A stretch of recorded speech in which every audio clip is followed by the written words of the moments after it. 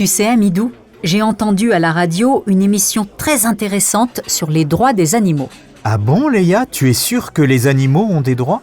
Oui, depuis 1978, il existe une déclaration universelle des droits de l'animal pour encadrer les comportements humains envers les animaux. Nous, les hommes et les femmes, devons les respecter et leur éviter des souffrances.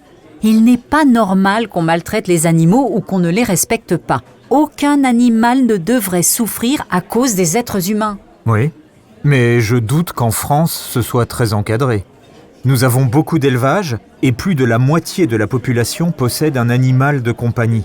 On entend dire que les gens abandonnent souvent leurs chiens ou leurs chats. C'est vrai que pendant longtemps, les animaux n'avaient aucun droit en France. Ils étaient traités comme des objets.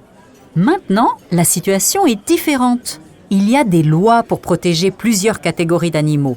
Par exemple, les animaux de compagnie, les chiens et les chats, et aussi les animaux exploités dans le cadre des loisirs.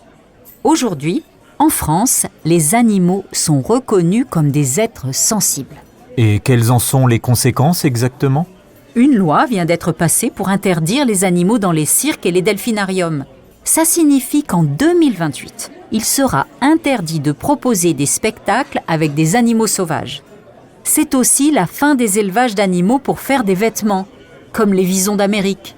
Mais crois-tu que les animaux puissent être protégés s'il y a encore des élevages et des abattoirs ?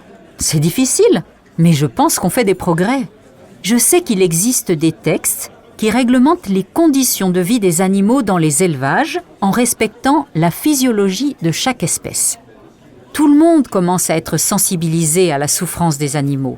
Il y a plusieurs associations qui travaillent sur ce sujet. Alors, nous ne pouvons que progresser. C'est vrai qu'il faudrait aller plus loin. La biodiversité diminue et beaucoup d'animaux disparaissent. Heureusement, en France, les loups et les ours sont des espèces protégées.